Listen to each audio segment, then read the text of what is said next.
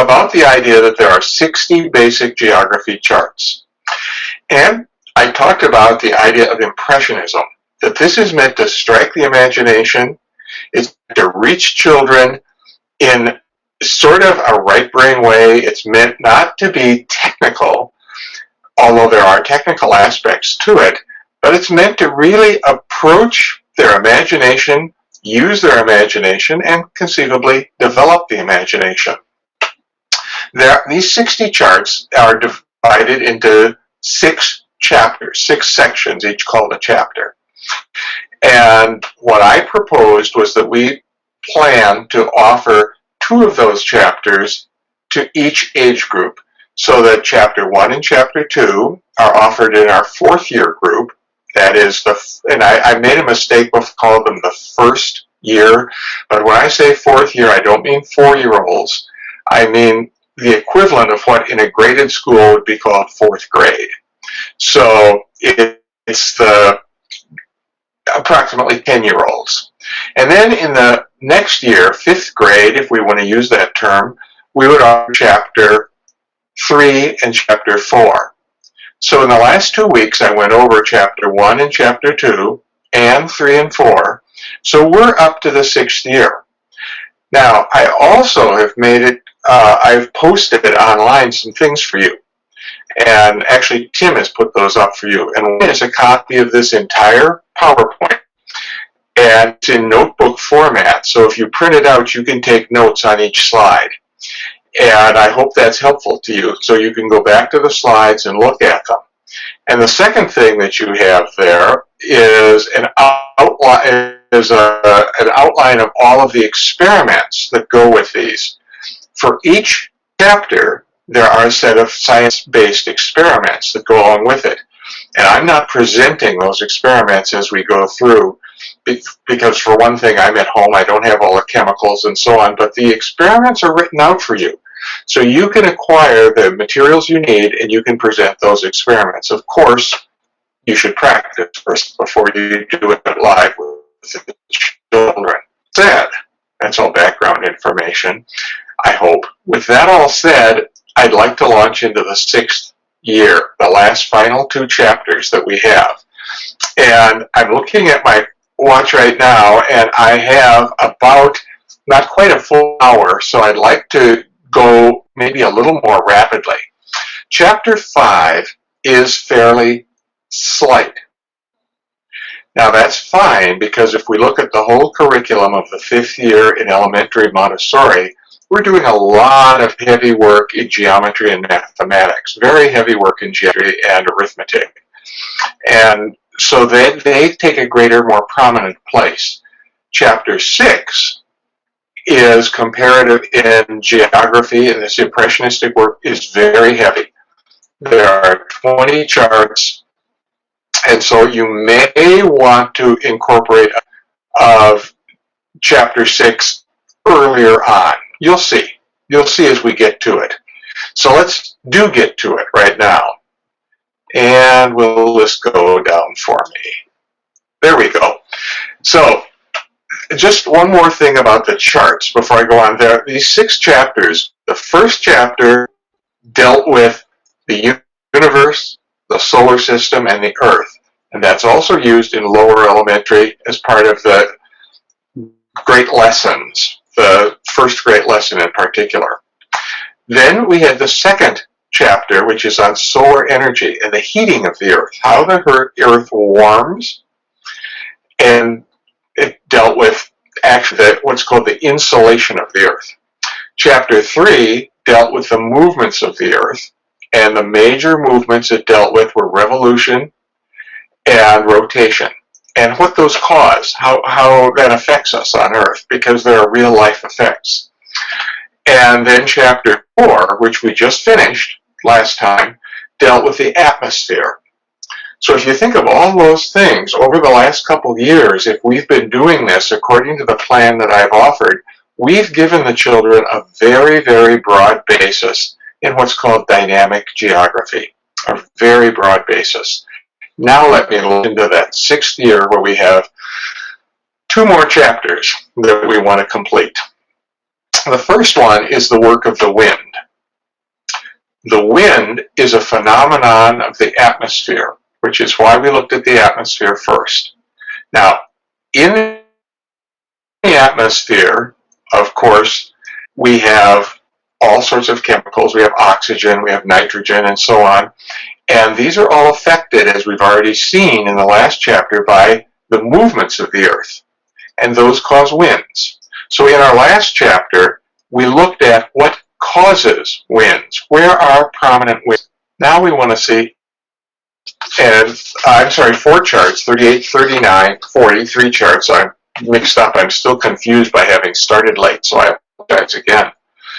So we're going to look here at marine currents, and we're going to look at erosion and the wind.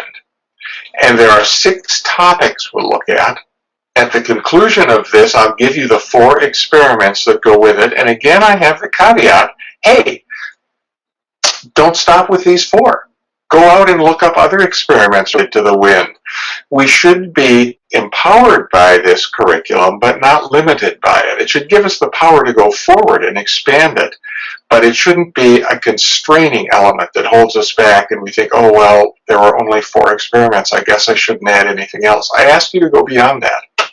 And then we will look at some research. You can go way beyond that, too. These are the topics we're going to look at. I told you that there were 6 of them, and here they are. The heating and cooling of water, which affects and causes and is affected by marine currents, heating and cooling of solids as well as water. Particularly, we'll look at salt water, that's the oceans, marine currents again, and wind erosion. Any of these are free for you to expand upon.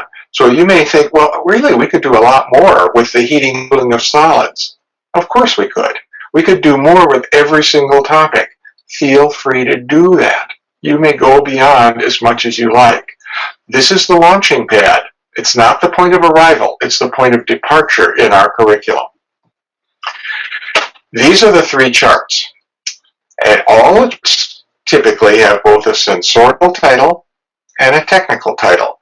So the sensorial title is the one we first give to the children. It's meant to be more attractive. Marine currents. Names of important marine currents. Let's destroy the rock. I like that last one. Let's destroy the rock.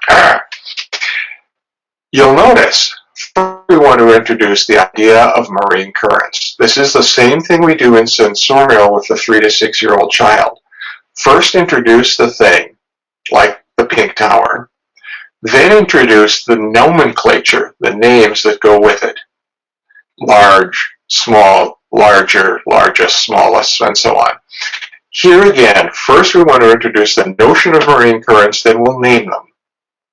Now these marine, I'm looking at chart 38 now. These marine currents, this chart and the next one had to be very substantially over. The chart that I had first learned when I took teacher education in Europe, it was as if arrows had just randomly been placed. So these are actually based upon the real marine currents. And the big thing you'll see here, are, I hope you can see, are 2 red colors represent currents. The blue colors represent cool or cold currents. So marine currents flow beneath the surface of the Earth. According to me, I believe they are misplaced in this chapter, but this is additionally. The currents aren't really caused by the wind. The currents exist, actually they're not surface currents. They exist below the surface of the Earth. One of the most prominent ones that you probably know about is the one I'm looking at here. And maybe you see my cursor. Starting in the middle of the Caribbean area and moving up over to Europe and north of Europe. And that one we'll find out as we go forward is called the Gulf Stream, and it's well known because it's in, its origin is in North America, where many of you are located. And if Linda is here from South Africa, you see there's a cold current coming up here to the side of Africa and a warm current coming down from the Indian Ocean toward the Antarctic. So as we look at these, think of this. The warm currents bring, in effect, the temperature, so that That's why Europe can be livable in climates that are at latitudes that are much farther north than here. And the currents bring the opposite. They cool the air around them. And here they are named, and it's very hard to see the names perhaps for you on this chapter. But these names are all the correct names right now, but not every current is named, and that's intentional. I only wanted certain currents to be named here, and that's following Montessori's dictum that we give the child the keys to the universe, but not the whole universe. They have to unlock the rest. So let's offer them quite a few names, but other names are available for them to research, to study, and to find out. Along with this, let's find out what those effects are. For instance, when I took Montessori teacher education in Europe, I was in northern Italy, in a town called Bergamo, which is at the 45th parallel. That is exactly the same parallel as Minneapolis and St. Paul in North America. But the climate, even though it's in the same parallel, is extremely different. Part of the reason is the Gulf Stream, as it comes up over Europe, brings warming tendencies. So that far, far north of us in Scandinavia, which would be the equivalent of extreme northern Canada, living is still possible because of the warming effects of these currents. They're incredibly important to us on Earth.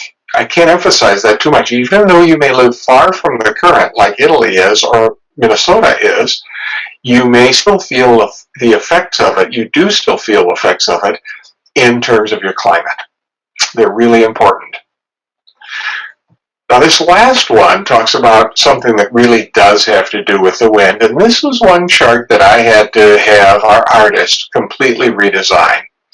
The original chart showed 3 children holding machine guns firing at some rock, and as a result, it wasn't being used in schools at all because schools had policies that they couldn't be showing these guns.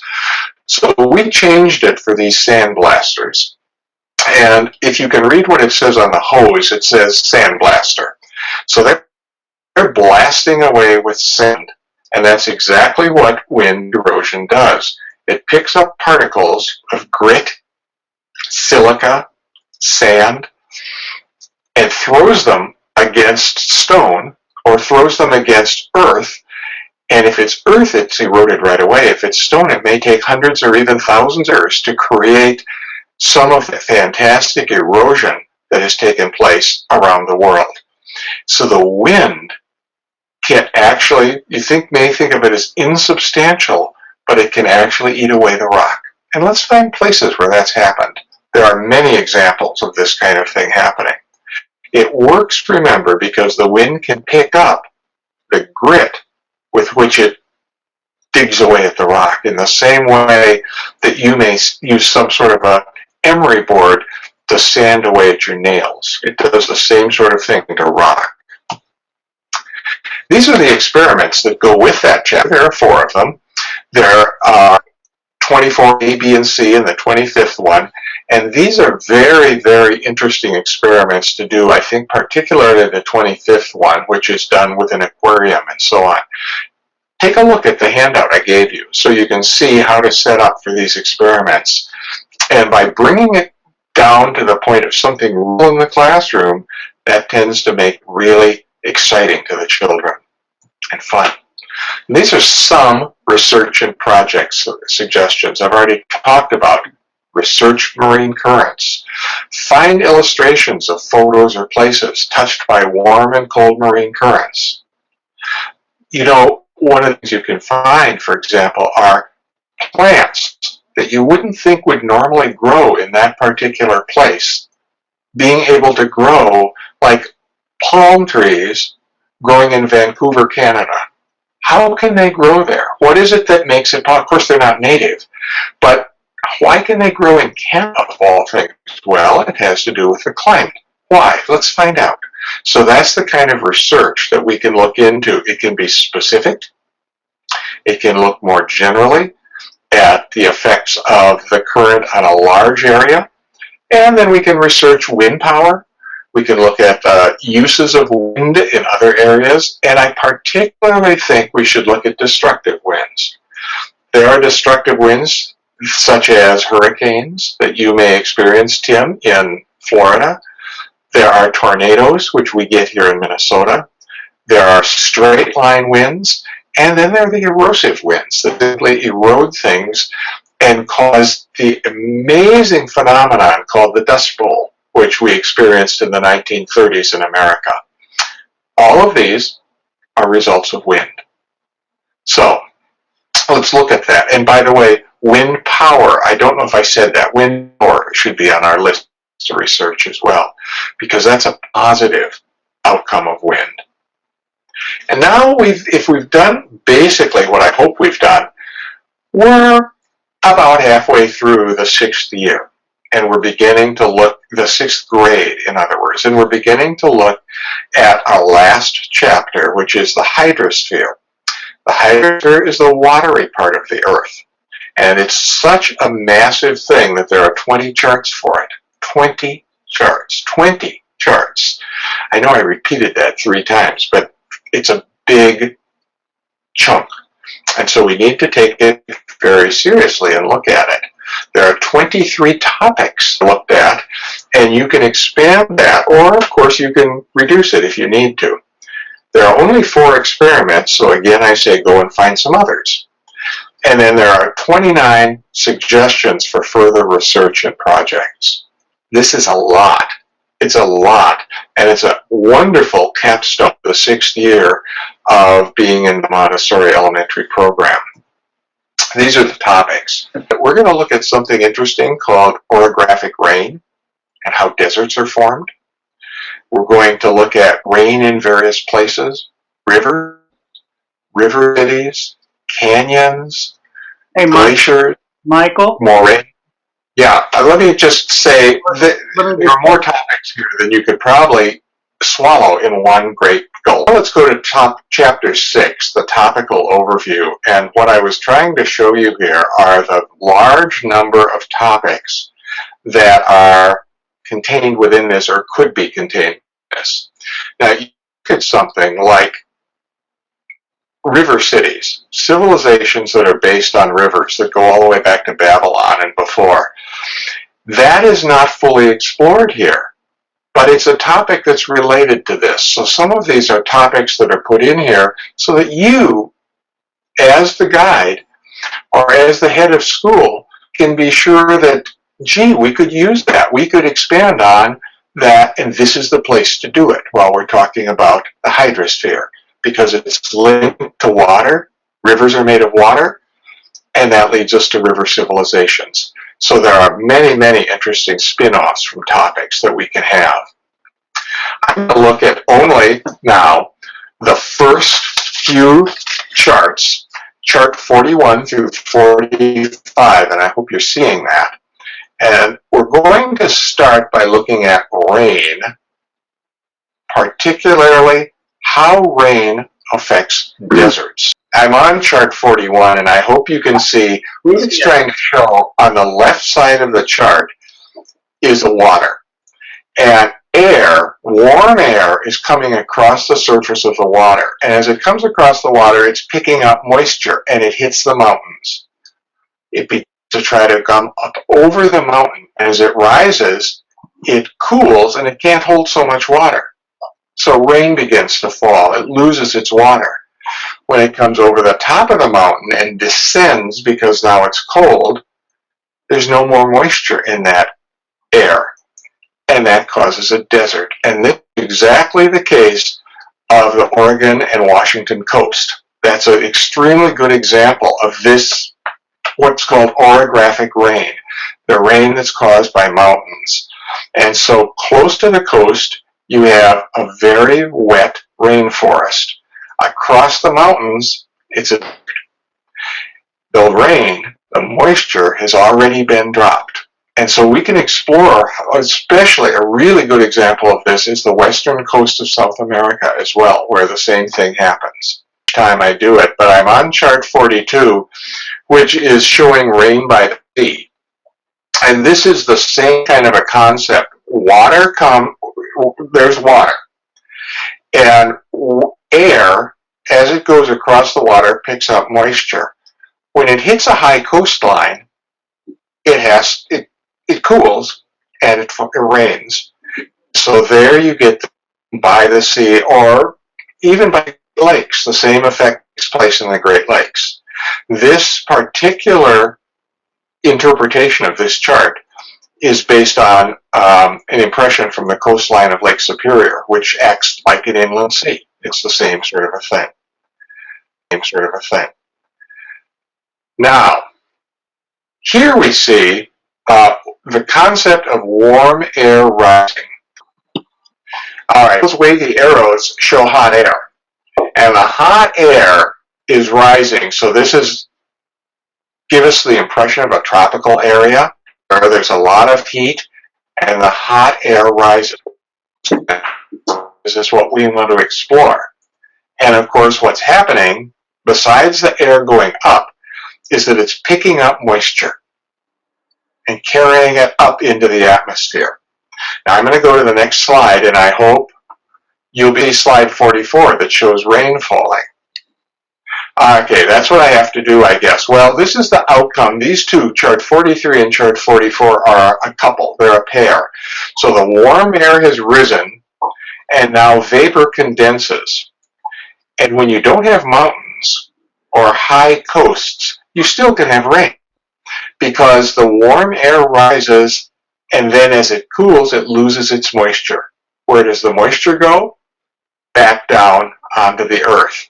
So here we're getting rain caused by the warm air that's risen and carried moisture high up, cooled, and released its moisture. And so we've seen three causes of rain near water. One is mountains, called orographic rain. The second one is simply a high coast, not a mountain. And the third is everywhere else in the world where there are watery places abutting against land. And it can be a low coast like this is. So I'm going to go on to chart 45, I think. There's chart 45. Nope. And it shows a map of North America. There it is. Okay, I keep getting off of it, but it shows a map of North America, and I hope you're seeing it. If you, like you, Linda Navon, if you're there and you're in Africa, you may want to create a different map, a map for your continent. This was created, the original map showed Europe, and then I had it changed because I live in North America. Where do rivers and waters begin, and where do they flow? And this is to show that rivers and waters begin in high places and flow toward low places. The current begins in mountainous regions, moves into highland regions, and then into lowland regions. Minnesota, where I live, in part of the highest area, mountainous, is the source of the Mississippi River.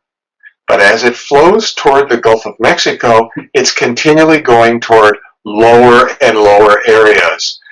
And water is always seeking its own level, which is worth exploring in science. So it's always going toward those low regions. It never, and the children may not know this yet, but it will never flow back up into the mountains from a low region. Now, I'm going to look at chapter 6. Again, the hydrosphere and its phenomena continued. And this is the first continuation, so you should see a chart that says sensorial title and technical title. So I'm going to look at the next 5 charts. And it's interesting that your continent, whether it's North America or Asia, whatever, is like a sponge. And North America is like a sponge, is looked at in 2 charts. And let's look at those. And we'll look at the others as well. So here's the one that says North America is like a sponge. And I'm going to turn it, so I hope you're seeing it. It shows North America with its major river systems. There are 7 major river systems in North America. Do you see that, Tim? Yes. Great. So, of course, the names are not here purposely because they're left for research. So it's like a sponge in the sense that it's draining all its North America or any continent. You could do this with Europe, which it was originally. Europe was like a sponge and it had its major river systems. This is draining the water. What are these major river systems? And there are actually 8 of them. I said 7, but there actually are 8 major river systems that exist. Some flowing south, full flowing toward the north, and then some major river systems, like the Mississippi River, where my cursor is, have major, very important tributaries, such as the Missouri and the Ohio. So as we look at these rivers, not only do we see that the entire continent is constantly draining itself, but let's take a look at the next chart. And the next chart says North America is like a great sponge. And here we are showing as many possible tributaries as could be drawn. But there are millions of tributaries, and they can't all be shown. So let's think. Pick a river system. Like for us, a popular river system is the Mississippi, because it's a very important river system in North America, both for drainage and for commerce. Now we can start looking at tributaries. So if we pick a tributary, and then we look at the tributaries to that tributary, we can eventually find what a drainage system is.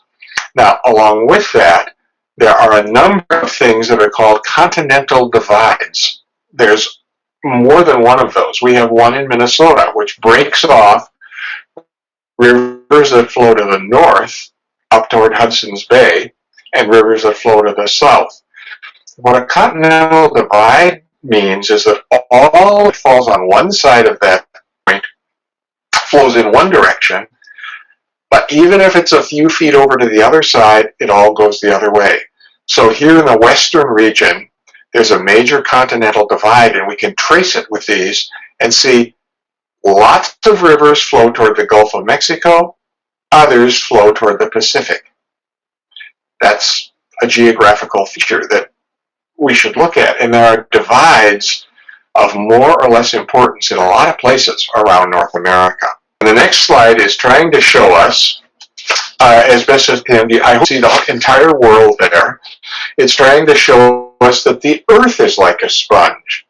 Not only our north, and we're back to only major rivers now, but here that helps us to identify the major drainage patterns around the entire world. And you'll notice, as you look at it, it's one of the first things that strikes me is that of our continents, Australia is the driest. It has, of the continents, has the fewest drainage systems. And we see lots of drainage systems in all of the other continents. And of course, one of the most important rivers in the world is in South America, the Amazon drainage basin. Look how rich South America is with rivers and drainage. So water is always on the move. That's an important thing to take out of this. Water is always on the move. It's always going. And in every continent, and every one of these is an actual river and can be named. And you'll look at where my cursor is in northern Russia, you'll notice the rivers flowing to the north. Then there's a continental divide, and rivers start to flow south or toward the Pacific instead of toward the Arctic.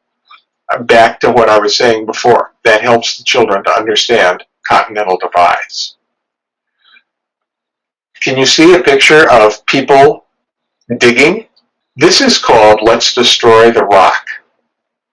And the people, who are all dressed in blue, represent water.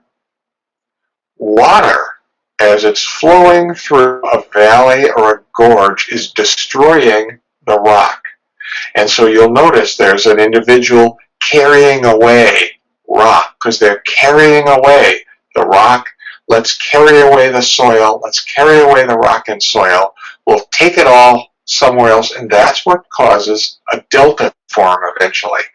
So as we look at this, we can see how gorges and canyons can be created by the work of the water. I'm going to go on to the next one. And I hope that you can see this next one, which is a valley dug by a...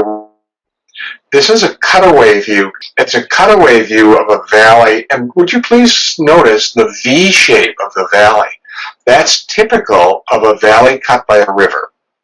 So when you have valleys, especially young valleys in mountainous regions that are river-made, that are made by erosion, they have that V shape.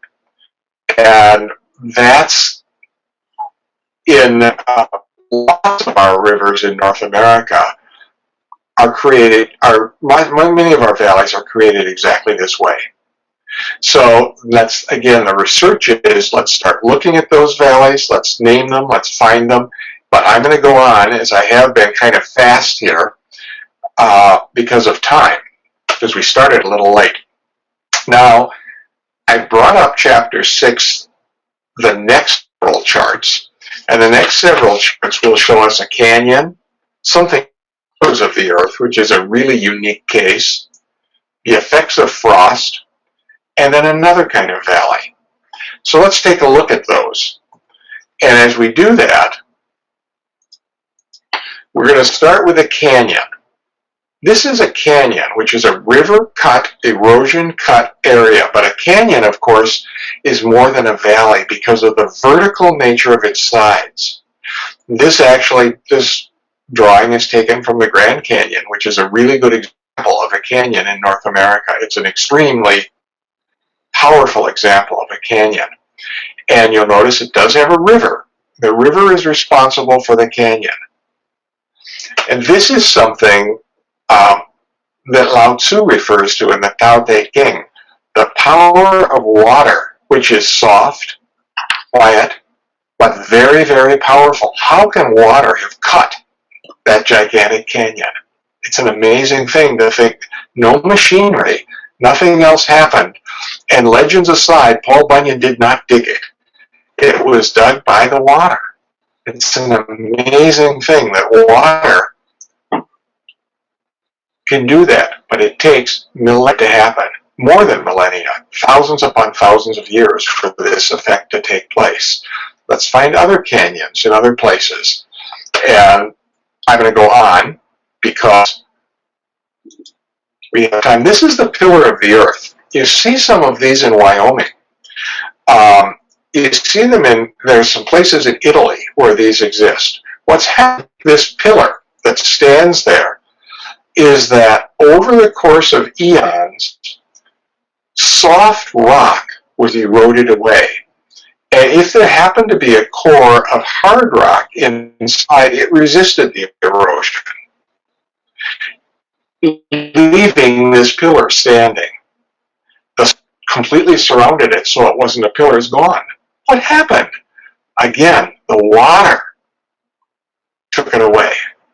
The water is an amazing, it's the most powerfully erosive force we have on Earth, and it took away all that rock, leaving these things standing. And you also, by the way, while we're looking at this, can go back to the hydrosphere and see some places where the wind has done the same thing, where wind is carved away, particularly in the southwestern of the United States. There's some amazing geographical formations caused by wind. Now, the next two charts have to do with frost and the effects of frost on water. Now, when frost is like a young boy here. We're going to say, let's imagine that frost is like this young boy. And when it freezes, there he sits inactive. He's not doing anything. And now, Tim, you may have a hard time imagining this in Florida, but we see this in Minnesota and in the northern reaches of Europe and North America and Asia a lot, is the freezing up of surface water during the wintertime. And you'll see the crack. Sorry? That is frightening. You'll see the cracks in the it is. These cracks get water filled into them and then they freeze. But you don't notice a lot happening at that time. Then, next chart, and I hope you're seeing number 54, the boy awakens. So spring comes and the water is melted, and it's as if at that point something is shattered. Now, in fact, it was shattered during the winter, but we didn't see that because the ice was holding it together. But as it melts, nothing holds it together, and we create, those cracks are widened. In the north, you have the phenomenon of potholes in streets and in roads that show up in the springtime as the as the frost awakens and melts. A really interesting experiment with this, and I think it's in our experiments, if it isn't, try it, is to take a glass bottle, fill it with water, and put it in the freezer. Then, after several hours or the next day, look at that bottle. And typically, it will be frozen and broken, but holding together, still in one great big icy block. Now, take that very, very carefully, and wearing gloves because it's glass. Take that bottle out and set it in something safe, like a bread pan, and watch what happens. And as it melts, this is what's going to happen. All of those pieces fall apart. They break. They didn't seem to be broken from the exterior during the middle of the winter, but now as the thaw comes, everything falls apart. And that's going to happen extensively in northern and in mountainous regions. In mountainous regions, this is something that then causes rocks to fall, rock slides, cracks, and mountains and valleys. It's as if the earth is constantly working to fill the valleys with rock by lowering the mountains, which break up and fall down. But that's a job that's going to take more than our lifetime to take place. Now, our next chart is showing a glacial valley. So this is another cutaway, and this is a good time to bring out the earlier chart as well, so that we can look at the one that had the river valley and the glacial valley. Notice the U shape of a glacial valley. A valley that's carved by glaciers is different from a valley that's carved by rivers. River valleys tend to have that V shape. Glacial valleys have this U shape.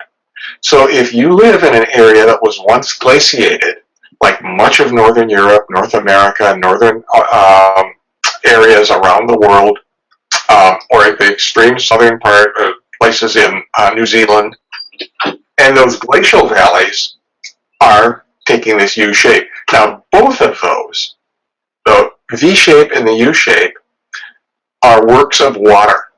The difference is the glacier is frozen water, and the river valleys are made of liquid, are caused by liquid water. That's the difference that you see. So now I'm going to the remaining 5 charts. And you should be seeing something that in violet or purple says Chapter 6, the Hydrosphere and its phenomena, continued number 3. And I hope you are. And again, we're looking at what are the names of those final charts. We're going to look at the glaciers in the environment. Now, that last chart introduced us to the topic of glaciers. So I want to know more about glaciers. I want to know what they are, where they are, what have they done, and even if they have vanished, what work did they do? It's important for the children to realize that the glaciers on Earth have mostly vanished. We once, in the extreme northern part of the world, had water frozen more than 2 miles thick in some places. The weight of that, if you can, well, it's impossible, actually, I think, for most of us to actually comprehend that or to imagine it. A weight of water on the Earth that was so great that as that glacier, as that frozen cap of ice moved along, and it did move, it was able to dig away rock easily. And in the northern parts of Canada and Europe and Asia and a lot of places, the Earth is still rising. Even though those glaciers may have melted as long ago as 30,000 years, but the Earth that was so compressed is still recovering from that. So we don't have up in that area what's called a mature geography yet. It's still recovering. Well, but there are still glaciers, and where there aren't glaciers, we can see their work. So let's look at their work. Now, this one is talking about moraines. What happens when a glacier moves along? It's like it's a river, but a river of ice. And we saw a while ago a river picks up rock and soil and carries it away. Do you remember that chart? I hope you do, with the people with their baths that represented water, and they were going to say, we're going to carry away all rock and soil. Well, the river of ice does it too. So inside that, it's not pure crystalline ice. The glacier is made up of a lot of grit, stones, rock, any kind of junk it can pick up. It's frozen into it and it's going along. And it looks like a big white river coming down here. And what is helping it to dig away that big valley is all that grit that it has inside it, like a gigantic frozen hunk of sandpaper. Really big sandpaper that's really digging away. But as it melts, and the glaciers, most of them in the world have melted, you see that this very tip, these are moraines. Moraine is where the glacier has melted back and left the rock, the soil, the grit, the sand, and it makes a ridge-like pattern that many people think of as just hills. Well, they are hills nowadays. The very furthest, the most extreme reach that the glacier ever reached in the past is called the terminal moraine. And that shows the reach of the glacier at one point. And other moraines exist, and this is a great research. And if you happen to live in the northern part of the world, you can find and take a field trip possibly to see a moraine, to see what looks like a hilly area, but was caused, it is a hilly area, but it was caused not by the upheaval of the earth, but by glaciers. And really, technically, by the melting of glaciers. Because they melt, they leave behind all the junk they were carrying. And then over hundreds and thousands of years, I should say, those become forested or grassy. And actually, though, they're the product of a glacier. It's an amazing thing. So this work of the water, of the frozen water in the past, has left as heritage these moraines that have become hills. Now, this next picture is a little bit hard to see in this particular area, but it's called a hanging valley. The area that's in, are you seeing, I hope you're seeing chart 57. The area at the top is a valley that is not at the base of the mountains. It was carved away at some point in the past, but it's draining from a falls down to a lower area. And this particular drawing was taken from Yosemite in California, which is a famous national park and has a famous hanging valley. Hanging valley is a special kind of valley. We've seen the valley carved by water, the valley carved by glaciers. Now this hanging valley, which is typically carved by a glacier that is broken off, and the water comes out and it creates a waterfall. Because the water is seeking its level, it's going down, and up above at the top of the waterfall is another valley. And the name for that is Hanging Valley. Okay? Now, we should be seeing chart 58. And chart 58 is about the water cycle. And then the next two charts, this chart and the next one, are about water cycle. And this is something that I want you to take a lot of time on in your class and not just go through it very, very quickly. Water, this area where my cursor is exposed to the sun or of some sort, and it evaporates, and it's hot, and oops, that's what these arrows that are rising are showing. They're showing the hot air, which is saturated with water. It's going up. Now, at the same time, you see some vegetation and smaller red arrows coming from that. Those represent what's called transpiration. It's the giving off of moisture by plants. Plants give off moisture. And as this is one reason that, for example, over many, many, many years, many Americans have given money to plant forests in Israel.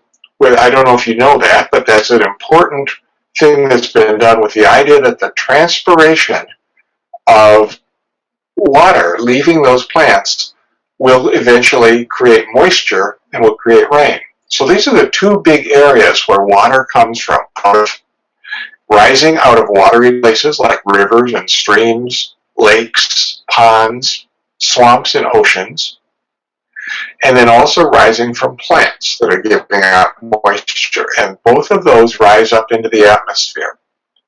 Then it cools.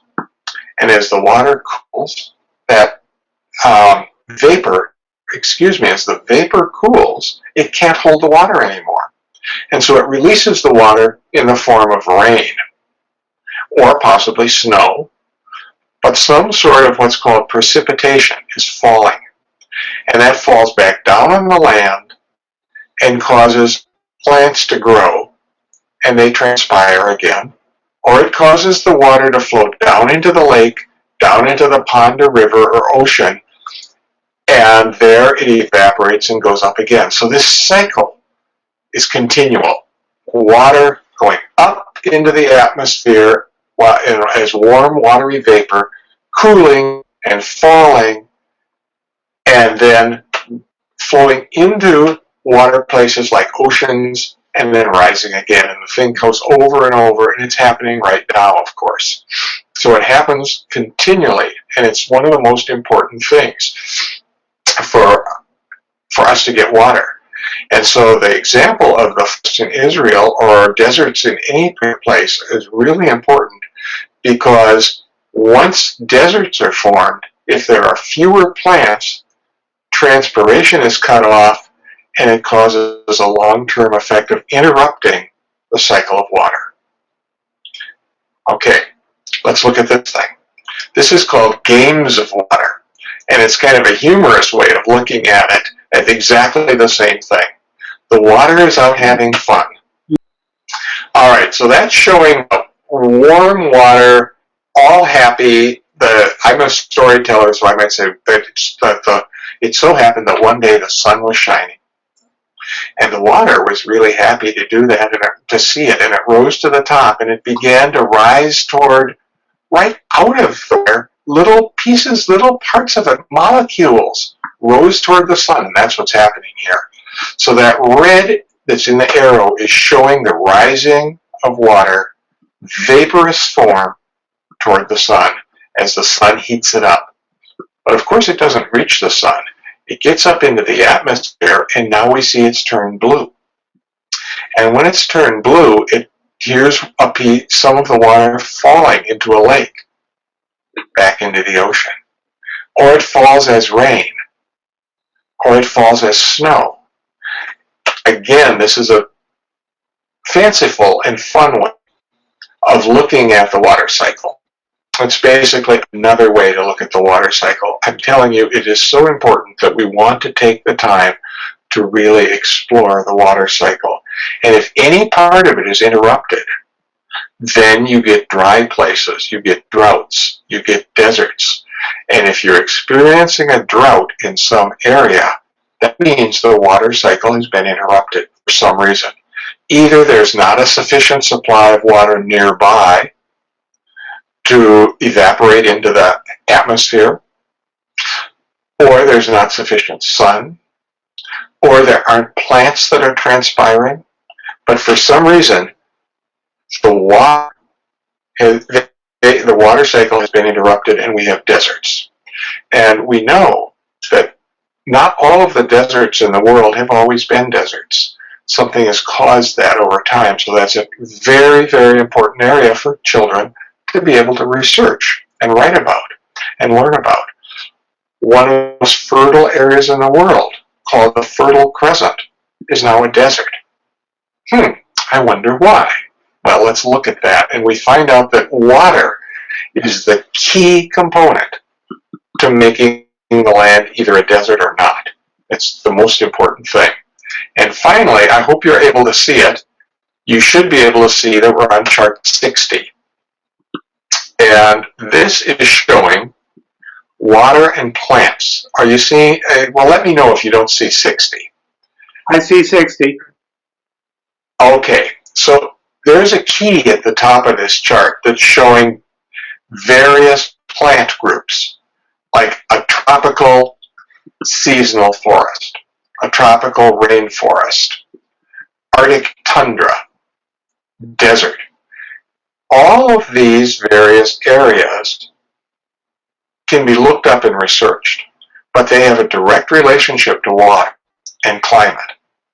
So in the extreme north, that gray area, which is called Arctic tundra, a tropical seasonal forest, a tropical rainforest, Arctic tundra, desert. All of these various areas can be looked up and researched, but they have a direct relationship to water and climate. So in the extreme north, that gray area, which is called Arctic tundra, is the result of water not falling in a liquid form and temperature, which limits the growth of certain kinds of plants and favors others. But then as we get down to, in America, the northern coniferous forest, that's pines and spruce and fir trees, and we see that in northern Europe, it's a band all there. Those have more water, but also the climate influences them because of temperature.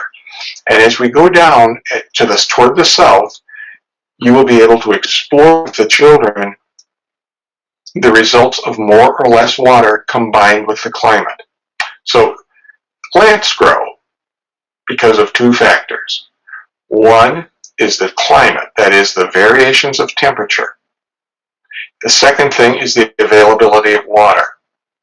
And water is the controlling factor, because even though you may be in an area like North Africa, which has the appropriate temperature to be able to form a rainforest, it lacks water.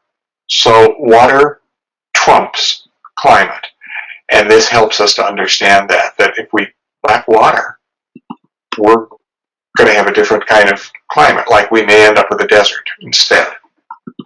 Now that's all 60 charts.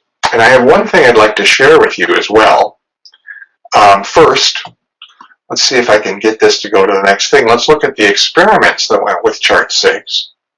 There are only 4, but you can add other experiments.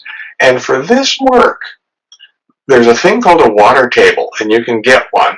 And a water table is very, very good for us to explore the development of valleys, the carrying away of sediment.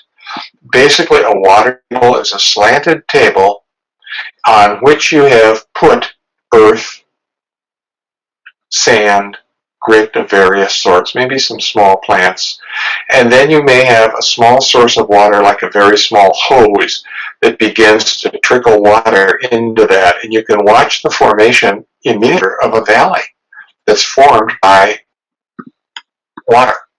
We cannot create, or at least I don't know how to create, the same thing using an indoor glacier. But certainly with water, you can do that, and it doesn't occupy a tremendous amount of space, and it's fascinating.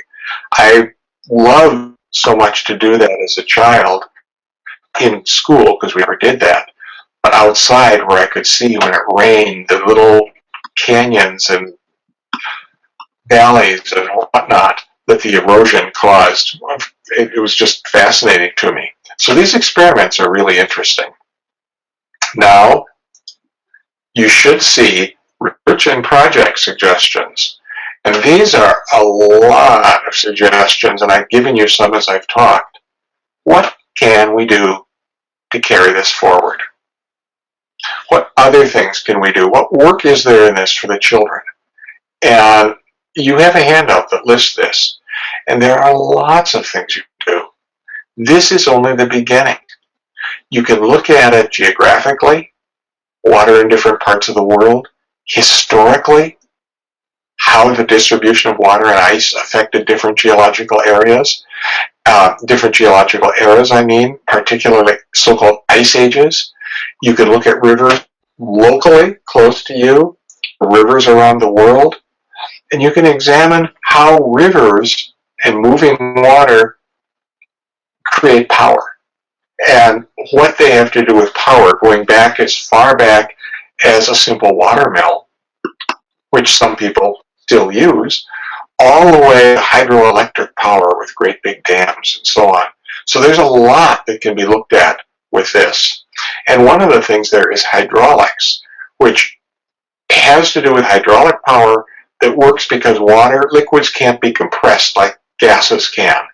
So find out about that, children, and what hydraulic power is and how hydraulics are used in engineering, in construction, in agriculture, in a lot of areas because of the property of liquids, particularly water. Now, here are some more. There are so many things we could research on this. I am particularly interested in bogs, swamps, and marshes, but you might be interested in things like mineral water. What is that stuff? You buy it in a bottle. How is that different from distilled water? What are the minerals that are in mineral water? How do minerals get in this thing that looks clear? I don't see any minerals in it. Well, we can explore that. We can explore springs. For me, as a child, springs were very important because I liked to fish, and we often went trout fishing in places where there were spring-fed streams. And there in a spring, you see water just bubbling up. And there also are thermal springs or hot springs. And those are often very popular. One thing that's popular with the children are hot springs in northern Japan that are occupied by monkeys that have begun to live there and can live there even in the winter. And their pictures are absolutely charming. How come they can live there in the extreme cold? Because of the thermal spring. So let's research all of these things. And that is all I really have there, but I did bring along something else that I just wanted to show you, which is the clock of the eras. And it isn't really part of the Impressionistic charts, but it's used with the first set when we're looking at history, with the first chapter. And so I wanted to have us have a chance to look at it. And this clock, it's really a circled graph. But this is supposedly like a clock. So the times on the outside represent 1 o'clock, 2 o'clock, 3 o'clock, 4 o'clock, and so on. And on this particular clock, each hour represents approximately 375 to 380 million years. So 4 o'clock is 380 million years times 4. And then we can look at each of these. And this is typically done during the time that we're doing sort of bridging between the first and second grade lesson. So this clock can also be stretched out in a linear form, and when that happens, it becomes the timeline of life. So it's looked at in both ways. One of the things, and then I'll leave this, that's really interesting is this little tiny red strip, which goes from 11:59 p.m. until now on the clock, and that represents the period of human life on Earth. That's all. What I've had fun doing with this also is having the children take the same idea, but let's not make a clock. Let's make a week of the eras, or a year of the eras or a decade of the eras. And they can use that same concept of transmitting those times onto something else, like taking, instead of 12 hours, taking 365 days. And then we find out, for example, on that 365-day year of the eras, that this time of humans is only in the last day of December. It's really one of the great moral lessons Montessori talks about is humility, that we become humble as we study history, and this is part of it, really does it. So going forward, I'm going to say, what are the things that we can conclude from everything we've looked at in dynamic geography? It is dynamic. It's meant to strike the imagination. It's meant to launch the topics, but not to be the topic. The topic itself is unlimited. So we could look at something like glaciers, and people have studied and gotten their PhD in areas on that. We're not going to go in that detail because we want to have a global scope. We're not going to do everything, but we want to give children a dynamic example of what are the forces that affect the Earth and have affected the Earth. We're not going to give geography as it's given in college. That isn't appropriate for children that are in elementary school. So what we want to give is these ideas that we can expand with imagination rather than dwelling on specific concepts. Remember, don't give too many. I've given you too many, probably. But if we're really doing this in the class, that's why it's best if it's spread over 3 years. It allows time for things to settle and to make sense without too much detail. So, also in the last sentence here says, don't forget it real. Go outside, interact with nature, see the effects of water on the planet where you live, look at mountains if they're available in your area, go to a desert if you can, and if you can't, use films or photographs or other ways to interact with these things that are caused by all these forces that we've been exploring. We live in this earth, and everything from the very first chapter all the way to what we've just been looking at affect us today. And they have a direct effect on our lives. That's one of the most important things that kids can carry away from this, is that they themselves are part of this whole picture. And I want them to know, where are you in this whole picture? And that they can begin to find the answer to that. Now, really, we've gone through everything, and I know you've got a lot of questions, and you'll have more. You can reach me through Tim, or you can reach me through my email if you've got other questions. Clarify that. I assume question. Michael Dorr at Montessori.org. And Dorr, in case you forget how to spell it, is D-O-R-E-R. Not that you would forget it, Michael. Maybe they do. That's right. Michael, one thing I'm hearing from people is ongoing interest in buying the charts. Let me try to make arrangements with the Montessori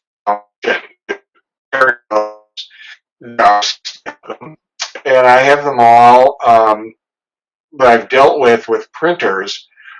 So let me deal with the Montessori Foundation. Tim made indications that they might be interested in handling the charts and having them available at something like the Montessori Peace Academy, for example. At the moment, I started to make all these charts so that the students, when I was a teacher educator, would have them, instead of having to make every year by hand. 20 students, each one of them making 60 charts. We had 1,200 charts on average being made every year by hand. That was an incredible waste of time, according to me. So that's why we started them, and then they became popular with other people. But I can't handle the demand, so I'd like to work with the foundation to do that. We'll certainly explore it, Michael, and see what makes the most sense. Let's see if anyone has any other questions. Mary just asked the same question, are they available? A lot of people are thanking you, Michael, and saying that it was a great series of talks. I'm so glad. You and I are already talking about upcoming series, and we ought to kick that around with people and see.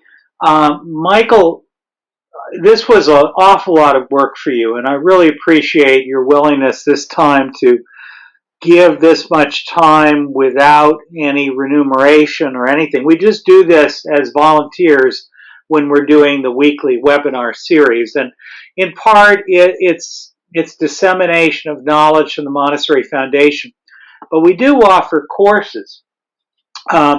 We are not a teacher education center. We work with teacher education centers. For example, you probably know that we have a membership wing called the International Montessori Council, which is in some ways like AMS and AMI in that it has a MACD accreditation teacher education branch. We also credit schools. But we welcome people regardless of where they take their training. And the Foundation's main mission is to work with parents. We do, as you know, Tomorrow's Child, the Montessori Family Alliance, and to work with school administrators. And that's what the last 3 sessions has been about. I know that many of you are sharing these talks and the PDFs of the slides with your teachers, and that's great. But as you can tell, we did this during the day when your teachers are probably anything but available. We do have recordings that are in the IMC members library. And yes, if you're willing to share your login with your teachers, they can log in and show themselves the videos, and that's fine. But Michael and I have been kicking around the idea of some much more expanded and in-depth professional development that's not currently available through the IMC teacher education programs. Michael, you want to chat a little bit about that? I love the ideas you've been throwing out to me. Yes, Tim and I have talked about this because all this is that I gave you, even though it took 3 weeks to do it, is what my grandma used to call a lick and a promise. It's just giving you, it's almost like a teaser, for which I apologize. So we need more depth. We need the opportunity to give you some depth in this. And then other topics have come up as we've been doing this. People have asked about, well, what about cosmic education? Does this tie to that somehow? And what does that relate? How does that fit in, or does it? What about something recently about classifying nomenclatures? Can you tell me more about how those can be used? The question was, am I using them properly? And if so, why is it they're not?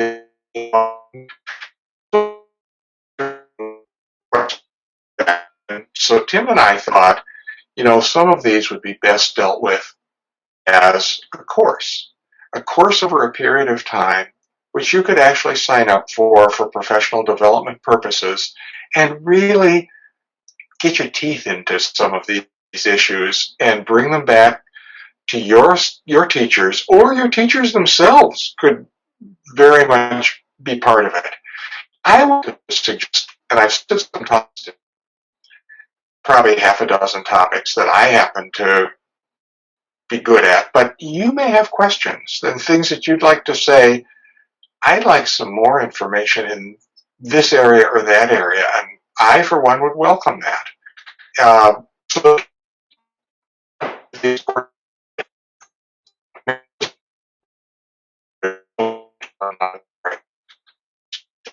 an additional, supplemental, parallel, or some other kind of thing that will help you and your faculties in their schools, in their classrooms.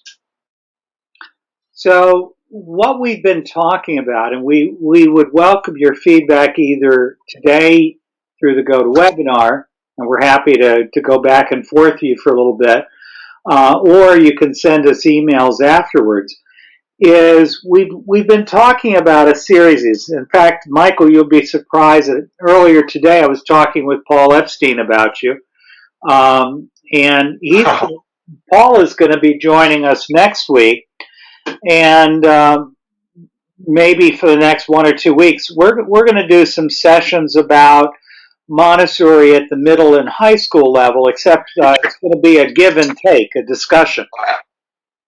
So hopefully you'll be able to join us. And for those of you that are listening, we encourage you, if you have an interest in that, join in too. We will, of course, record it, but it will not be a canned presentation. It'll be a discussion. But Paul and I were talking about what you and I are talking about, Michael, and we said, Paul is working right now, as you know, on the new Center for Guided Montessori Studies, IMC certification for middle and high school teachers. And we said, we probably ought to do professional development for that age too. And then Lorna was talking to me about the things that we're doing in parenting ed and with infant toddlers and with early childhood. And so we're starting to toy with the idea of some live classes that would happen after school ends. There would be a fee, probably for the school as a whole, or maybe for the individual. No more than 50 people participating if we do it as individuals.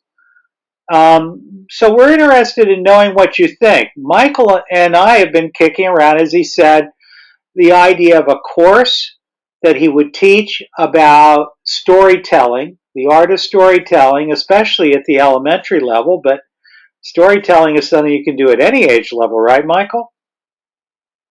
That's right. In fact, it's very popular even with adults, There you and go. surely with toddlers and everybody in between.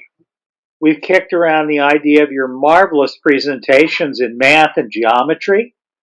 That may be a little trickier because a lot of people really need to work with the materials. So we're interested in figuring out between us and with you what do you need to be in the same room, breathing the same air, having the materials right there in front of you, and where is it something where we can help you to understand the materials you already own? Because we're not talking about teacher training. We're talking about refreshers for those of you who are out there in the field and are looking at how do you better implement the program that you studied when you were at Bergamo or wherever.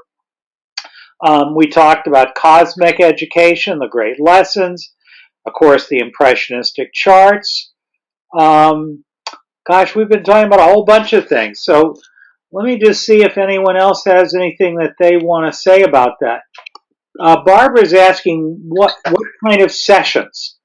I'm not sure, Barbara, where you said it broke up, and I assume you mean the sound broke up. We're talking about a series of classes that would happen after school. They'd probably be weekly. They'd probably be 3 weeks, 4 weeks, 5 weeks, something like that. A series. We would record them so that if a teacher was ill or couldn't participate, but they'd be done as a class, not just as a casual drop-in. I have no doubt we could get professional credit for it through one of our partner universities. The main question that I think Michael and I have is there a need that you sense? A lot of people are saying thank you, thank you, thank you. Barbara says, I'd love storytelling. Sheila says, I'd like to see a middle school course or any course that Michael would teach. I've attended the presentations at the conferences, and they're all great. Probably middle school would be Paul Epstein and I. Maybe we can get our friend Larry Schaefer in. Michael, have you ever worked with middle school? Yes, I have. I worked with middle school in the 90s. So nowadays you'd say that's sort of archaic, but I do have some ideas there, and I'd like to be, but my actual Montessori credential is in early childhood, the 3 to 6 year old child, and I have 2 credentials there, and also I have the elementary, which has been my focus. So Paul is much, much more of an expert, and Larry Schaefer in adolescent and I. I don't want to pretend that's my area, but I do want to do one other thing. Somebody, I think it was Barbara, liked the idea of storytelling, and I want to put in a plug. I have a book coming out in August on storytelling, and I would like to do a course with you on storytelling once that book is out, so we'd be able to refer to, take a look at page 58, things like that, and we'd actually have a text to look at. And it's not just on storytelling in general, it's on storytelling with respect to classroom use in a Montessori school. So that's my plug, my advertisement. That's a great plug, Michael, and a great book. I've, of course, seen the mock-up for it, and it's coming out from Parent-Child Press, right? That's correct, that's correct. Sheila Stovlov says the Great Lessons course would be great. Jane Lemon says there's a definite need for professional development courses like this. Sally Ackley says, I'm very interested in professional development. She goes on to say, geometry and cosmic curriculum would be great, and yes, storytelling also. Now I'm going to ask those of you who are still online who have some interest in this, talk to me about what you notice in teachers. I mean, here we are, Michael, where you are in the Midwest, it's 1:36, I think, and where I am on the East Coast, it's 2:36. When are teachers willing and able to participate in something like this? Center for Guidance Studies does it with pre-recorded content, and that definitely works for a lot of people, but that's not what we have in mind. No, I think that's really a good question, because I think that pre-recorded content has a place, and it's not something to reject entirely, but face-to-face, discussion-based, question and answer-based content is absolutely critical too. And finding the place to do that, where they call that being synchronous, finding the place to do that is tough, because we've got people in this group from South Africa, from North America, from New Zealand, and as we already learned in chapter 1 of all this, there are such things as time zones. And so that makes any particular time is probably not going to work for everybody. But I know enough to say if we can schedule it away from teachers' duty time, we'll be more likely to succeed with them. So let's think, Michael. On the West Coast, I think we can safely say that most schools, teachers don't get out of class until somewheres around 4 o'clock, which would suggest that on the East Coast, we would start no earlier than 7. So, and for you in Minneapolis, St. Paul, that would be 6. Does that make sense? Are we talking about a Saturday morning course? What are we thinking here? You know, that does make sense to me, and I think let's not shy away from weekends. Weekends might work, a Saturday might work for a number of people. If we can do what's called asynchronous, some pieces that we say, part of this course, I don't like the word canned, but part of this course is fixed and you can tune into it at your own schedule. And then certain parts of these courses, we want you to be present. And I think that makes it a little more able to be scheduled than if every single part had to be face-to-face, which makes the scheduling more challenging. So the educators talk about that as flipping course. In other words, giving some of the things that are sort of like a lecture or presentation, recording that so everybody gets it, and then the parts that really require interaction, that's the part that needs to be synchronous, that needs to be all of us at the same time.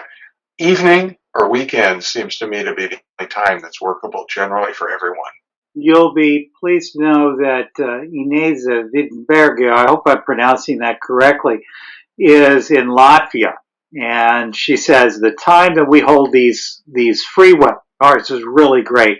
By the way, I'm also seeing a lot of people who are really expressing appreciation that we offer the free courses that we do now. And so we're going to continue to do the free parenting seminars that we do on Tuesdays. I hope you all are familiar with the Montessori Family Alliance, and we will continue to do the series that we're in right now, which is our Montessori Leadership series. And these are really aimed at the heads of Montessori schools, educational directors, senior teachers who are able to get free, board members. Everything we do here is more built around school administration and leadership, including when we go into curriculum like we just have for the last 3 weeks.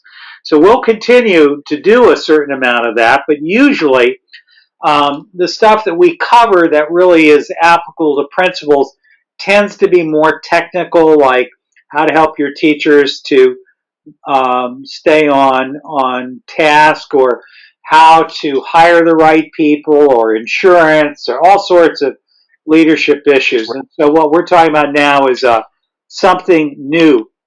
A lot of people are saying, not too many Saturdays, there's so much energy devoted during the week. I can understand that, Sheila. I sort of have that same thought.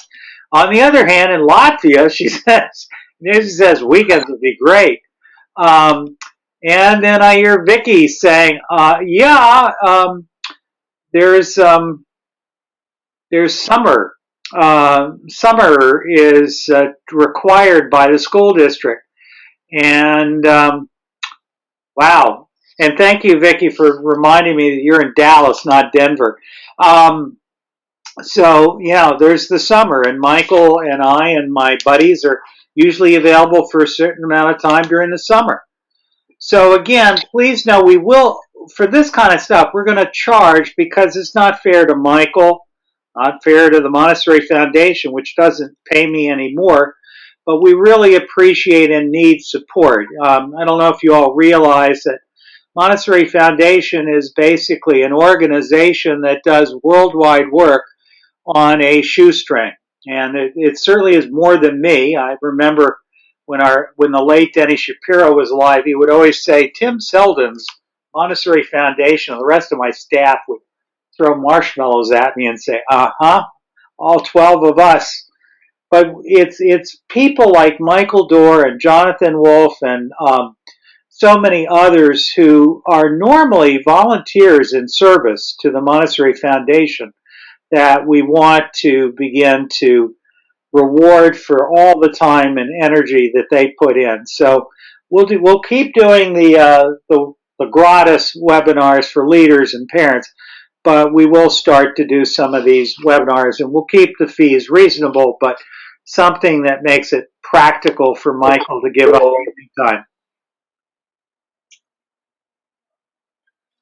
Michael, did you want to say something?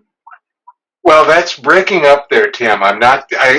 It's a problem, and I don't know if I am breaking up as well, but I couldn't hear the end of what you just said. I'm sorry. But I want to second that idea. There needs to be some sort of a fee, and it would be maybe a good world in some ways if there weren't, but frankly, we need to support getting some of the materials, having the talent available, the people available to do it. But it's not, and I emphasize, Tim has already said that, it's not in any way going to be exorbitant. We don't want that. We want it to be accessible to everyone.